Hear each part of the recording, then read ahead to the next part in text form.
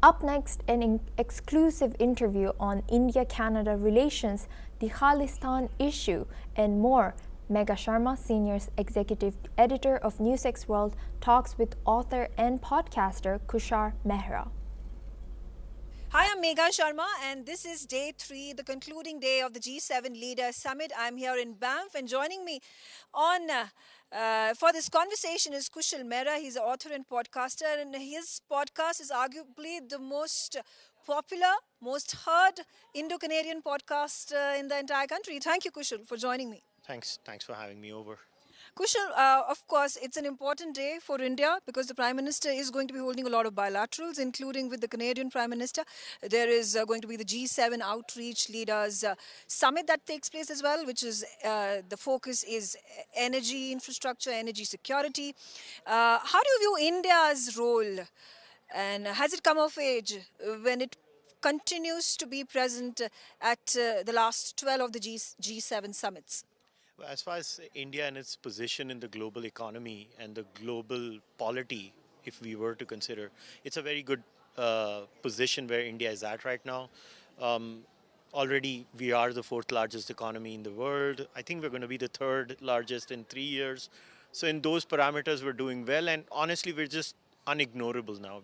You cannot ignore India. So, as far as that is concerned, but from the Canadian perspective, from the Indo-Canadian relationship perspective, I would still rate it in the cautious optimism realm. I think we have all the right signs as far as the signaling from the Canadians is concerned, but we should be very cautious because I've been repeating this line all the time. Things can go south in Canada very soon. Yeah, it's interesting because, the overtures that have been made by the Prime Minister of Canada, and even when the Foreign Minister Anita Anand was appointed, she made the first phone call to the Indian counterpart, S. Shankar. What does this say about like you said, cautious optimism, but do you think the pragmatism of the current Prime Minister, as is being widely talked about, going to help improve India-Canada ties, whether it is about your diplomatic relations, your political association, and I think more importantly, people-to-people connect, education, talk about trade and investment, that's really important between both countries? Well, see, it depends on what is your baseline of comparison. If your baseline is Justin Trudeau, then anything is better, right? Because there was literally everything had gone downhill under Justin Trudeau. But I think the fair comparison for India-Canada relation has to be the Prime Minister Harper baseline. That was when Indo-Canadian relations were at their best. Prime Minister Modi had come for a bilateral at that time. So I would say we should. So if I was, so it's a two-pronged answer. From Justin Trudeau's baseline, things are way better. From Prime Minister Harper's baseline, I think that time was better. So we've not reached that yet. But to be fair to Prime Minister Karni, he's been barely a Prime Minister for a few months, not even like half a year. So let's wait, let's watch. Like I said, we have to be cautiously optimistic on the trade bit. So, you know, the Canadians want to trade. But the point is, my critique of the Indian side has always been this, that they give in too easily to the Canadian side as far as the trade bit is concerned. Our Indian national security concerns dealt with. You know, the Canadians love to talk about foreign interference all the time. But has the Indian side spoken about their national security concerns? I think there has to be a non-negotiable put on the table as far as the trade is concerned, that national security and trade go hand in hand. And I'm pretty sure the Indian side is going to do that. As far as the Canadian side is concerned, obviously they have their own concerns, and I think India should honor those too. But as of now, let's see. We've not reached that stage yet. We were at the best time under Prime Minister Harper. There's a long way to go for that. You're talking about, Canada continues to harp upon the point of foreign interference with regards to India, whether it is about elections, whether it was about the falseful claim of Nijjar's assassination. The G7 working session that was introduced by Kani also mentioned about how there needs to be the issue, the menace of transnational crime and foreign interference that needs to be dealt with. We just saw a report from the CSIS once again talking about India's quote unquote interference in domestic affairs of Canada. Do you think these talks, these references are not going to go down well when it comes to India-Canada relations and the bilateral that happens with the Prime Minister shortly? I can't speak for the government of India, but obviously it would be noticed. We're talking about the Globe article that has just dropped in a few minutes ago. But see, I've always struggled as someone who kind of, goes back and forth between India and Canada. When I talk to my Canadian counterparts over here and I ask them, can you give me a working definition of foreign interference? They don't have a working definition. It's like word salad generation. Sometimes this acronym is used, sometimes that acronym is used. So it's very hard to pinpoint what is foreign interference. And it seems if foreign interference is a government having an opinion on the body politic or policies of another government, then you had the former Prime Minister of Canada talking about farm protests in India. I can share at least 6 tweets of Canadian members of parliament, current members of parliament, where they were talking about farm protests in India. We have the Brampton Municipal Corporation officially passing a motion about farm protests in India. Is that not foreign interference? Or if the Canadians do it, it's fine. When the Indians do it, how dare you, sir? It's like that. So there's a lot of inconsistency in this. And what I like about what Prime Minister Carney is doing is he's ignoring all of that. See, you cannot stop what the media is going to talk about. But as far as the Canadian government is concerned, I'm glad they have put these issues on the side burner because the Canadian economy is not in a good space right now. Out of the OECD nations, they're actually at the bottom of the table in many parameters. And that's not a good sign. And Prime Minister Carney is actually very aware of that, and he's trying to fix that. But this, what I say, the weaponization of foreign interference, it's going to be deftly managed, and I hope both the Canadians and the Indians manage it because it benefits both the countries, right? Jobs are created on both sides. So I hope this doesn't become an impediment. Because one of the biggest reasons India and Canada are not trading, listen, Canada is a resource-rich country, one of the largest oil reserves in the world, one of the largest natural gas reserves in the world. Critical minerals that India needs a lot. Canada has tons of it. We should be talking about that, but we keep talking about this imaginary foreign interference.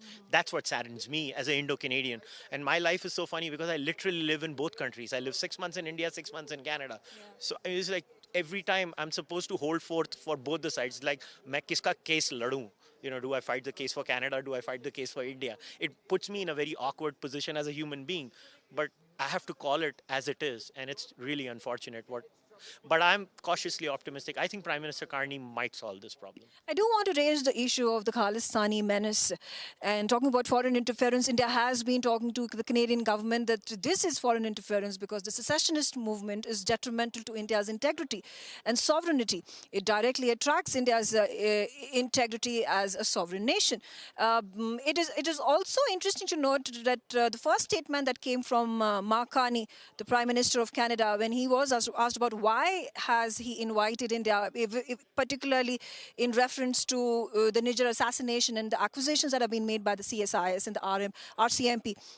And he goes on to say is that India is the most populous country, India is the 4th largest economy, and therefore its stature behooves it to be present at the G7 Leaders Summit. And he particularly spoke about how there is a law enforcement level communication cooperation that is taking place between both the countries with regards to the Niger issue.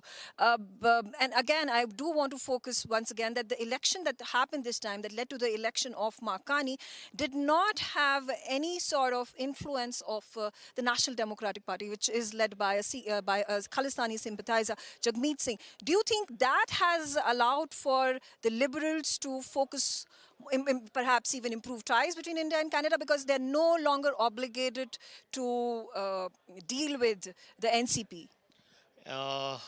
Canadian politics is slightly different. It's very top-down, leader-driven. So whosoever is the leader of the party, they call the whip. So under Justin Trudeau, whatever Justin wanted happened. So under Mark Carney, whatever Mark wants will happen. It's like that. So NDP is not really a factor. As far as the Khalistani bit is concerned, again, I think the Indian side has to understand the Canadian point of view. Like, we're in Alberta right now. Even Alberta has a statistically irrecognizable, but they also have a secessionist movement in Alberta. We're in Alberta right now. There is a very vocal secessionist movement in Quebec. In fact, the party that believes in it, Bloc Québécois, they actually govern the province. So if you go and tell a Canadian that, hey, why are you talking about this? They're going to be like, we have 2 active provinces that talk about it. We're not going to pay attention. I think what the Indian side needs to talk about, as far as the Canadian side is concerned and Khalistan is concerned, is that Khalistan is not just a secessionist movement. It's a criminal network. There's drug trafficking. There is sexual trafficking of innocent victims. There is crime. There is extortion. Those are the elements, and those elements are harming both India and Canada. So those are the issues I think we fail to raise as an Indian with the Canadian side. You keep crying secessionism. Canada will say, well, we believe in the sovereignty of the Indian state. I can show you multiple statements from all prime ministers.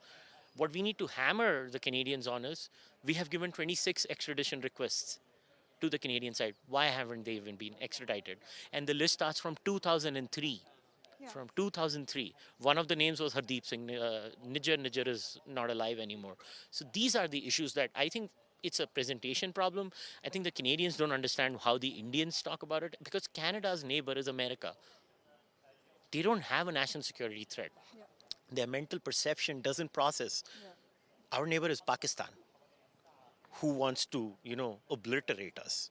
So countries that live in hostile neighborhoods and countries that live in docile neighborhoods have a very different way of looking at the reality that life presents to themselves. It's like if you are in a gang-infested ghetto, or if you live in a nice, swanky place.